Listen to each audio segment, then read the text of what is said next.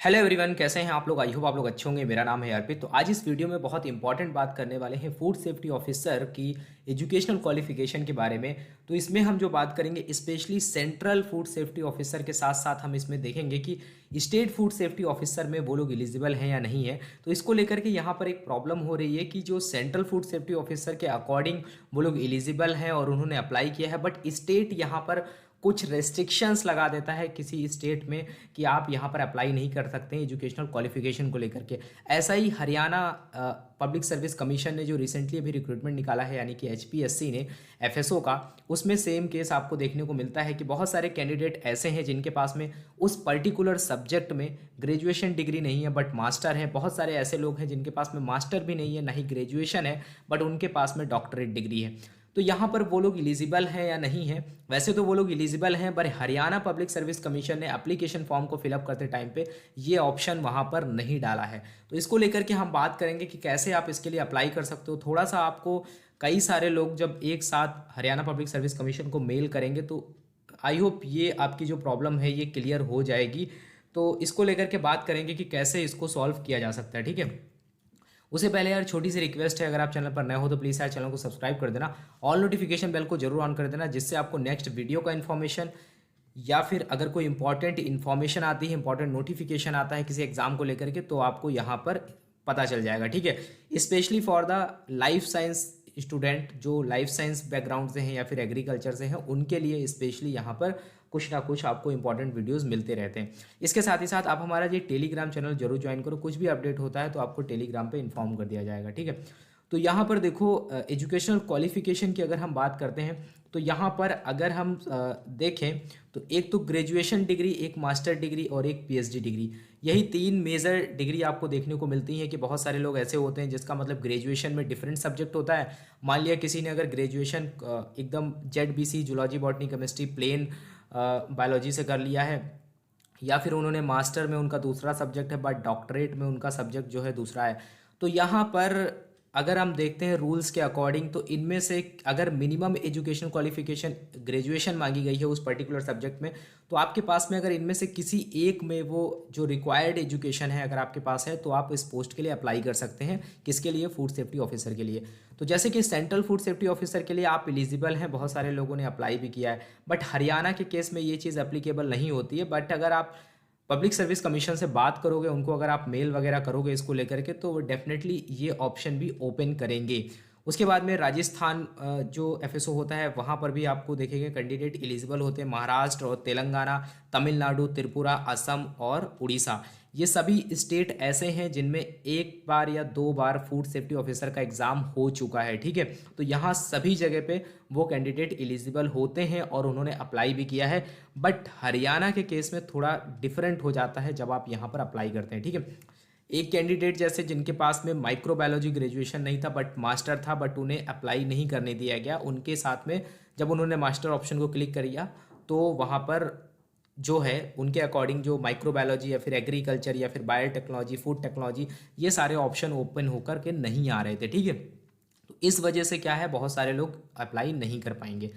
देखो, food safety को लेकर के अगर हम बात करते हैं, हमारे कंट्री में सबसे ऑथेंटिक और सबसे सुपीरियर और सबसे इम्पॉर्टेंट जो डॉक्यूमेंट है वो है food safety in standard act 2006।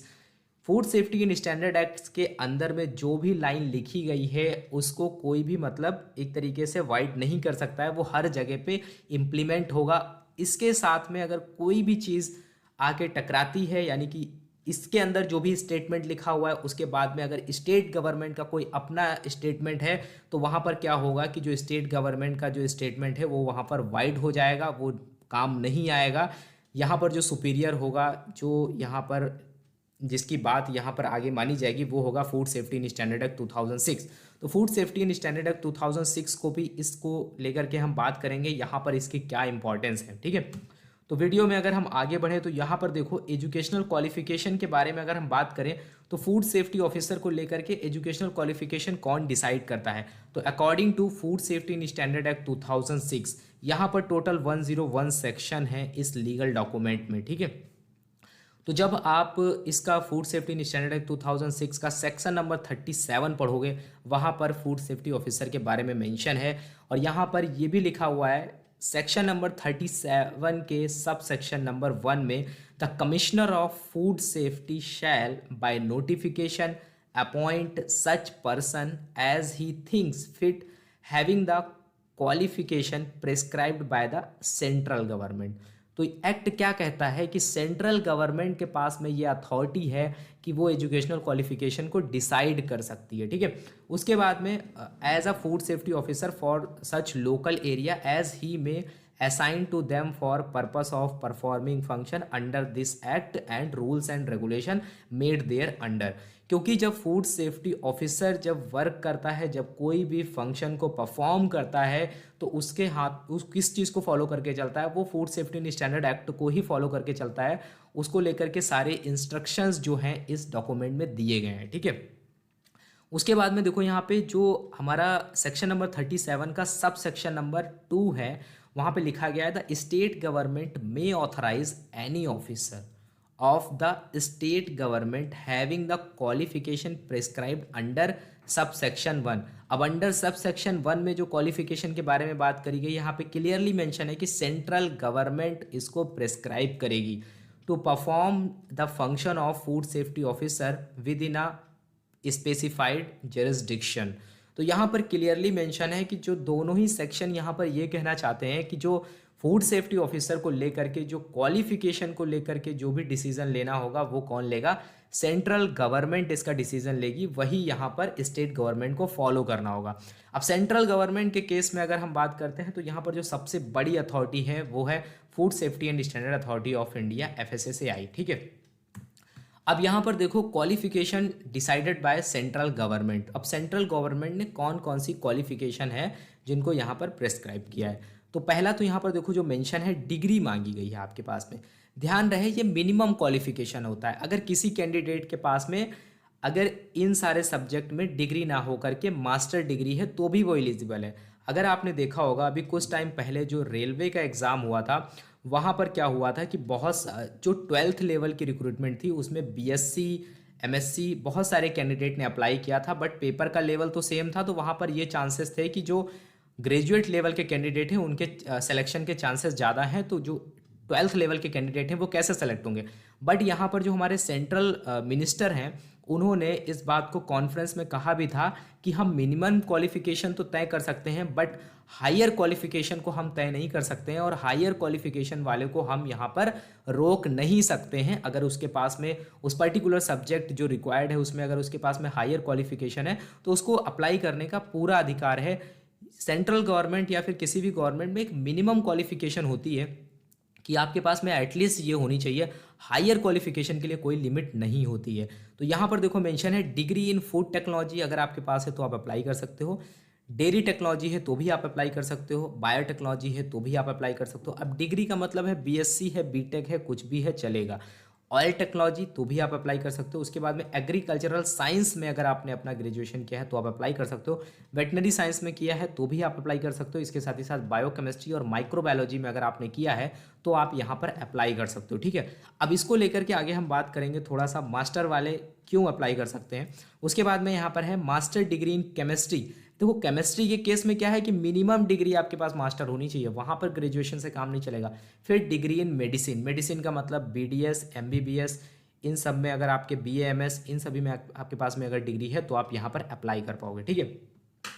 अब देखो मैं आपको लेकर के चलता हूँ FSSAI की ऑफिशियल वेबसाइट पे। वहाँ पर उन्होंने मतलब एक FAQ अपलोड किया था 2019 में जो रिक्रूटमेंट आई थी सेंट्रल फूड सेफ्टी ऑफिसर के, उसको लेकर के वहाँ पर उन्होंने क्या बोला था। तो अभी आप देखिएगा, मैं उसका लिंक आपको डिस्क्रिप्शन में दे दूंगा, आप उसको भी जा करके देख सकते हो। और अगर आपसे कहीं मांगा जाता है तो उसका लिंक आप शेयर कर सकते हो, ये आपको बहुत काम आएगा। तो अभी आप देख पा रहे हो मैं हूँ गूगल पेज पे। तो यहाँ पर देखो मैं इसका डायरेक्टली आपको लिंक दे दूंगा, ऐसे आपको वेबसाइट पे सर्च करने पे नहीं मिलेगा। तो यहाँ पर देखो आप ये FSSAI.gov.in ये ऑफिशियल वेबसाइट है, ये कोई फेक वेबसाइट नहीं है, ठीक है। तो FSSAI.gov.in का ये लिंक है, यहाँ पर जब आप क्लिक करेंगे तो आपके सामने एक डॉक्यूमेंट ओपन होगा, ठीक है।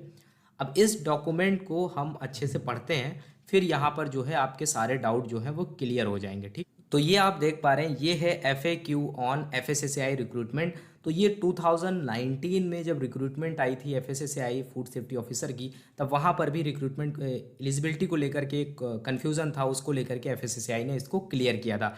देखो यहाँ पर क्वेरी क्या है, फिर उसका रिप्लाई है, can I apply for the post of central food safety officer if I have completed master degree और a doctorate degree in food technology और डेयरी टेक्नोलॉजी और बायोटेक्नोलॉजी और ऑयल टेक्नोलॉजी और एग्रीकल्चरल साइंस और veterinary science और biochemistry और microbiology और medicine. ठीक है, ये क्वेरी है।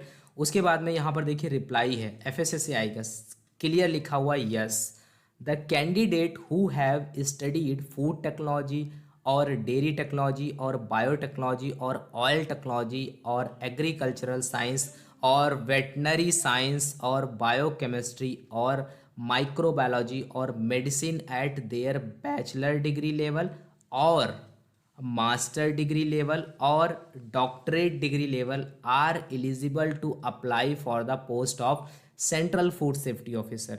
इन addition, candidates having master degree in chemistry also eligible to apply for the post of central food safety officer।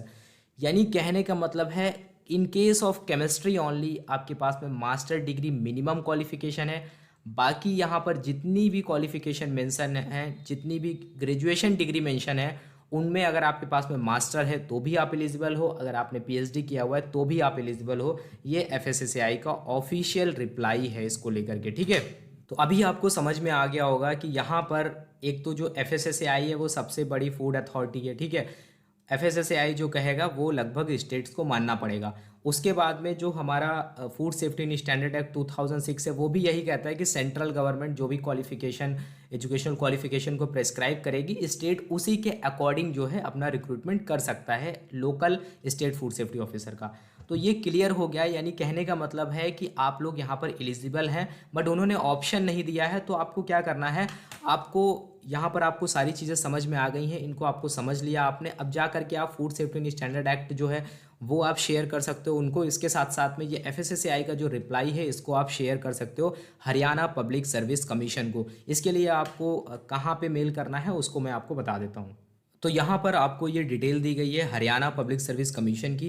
तो यहाँ पर ये फ़ोन नंबर दिया गया है, इस पर आप इंक्वायरी कर सकते हो, लेकिन फ़ोन से बेटर होता है कि आप मेल करो। मेल एक प्रोफेशनल वे होता है कि जिससे क्या होगा कि अगर आप मेल करोगे तो मेल से ये फ़ायदा होगा कि आपके पास में जो रिकॉर्ड है वो रहेगा। तो इन फ्यूचर आपको अगर कुछ भी उसके आगे कुछ भी प्रोसीड करना होगा तो आपके पास में एक रिकॉर्ड रहेगा, वरना फ़ोन में ऐसा कुछ भी नहीं होता है। तो यहाँ पर मेल क्या है, info.hpsc@gmail.com, ये ऑफिशियल मेल है, इनको आप मेल कर सकते हो। ठीक है, उसके बाद में जो should be address to the secretary. ठीक है, तो सेक्रेटरी को आपको मेल करना है, टोटली कहने का मतलब यहाँ पर ये है।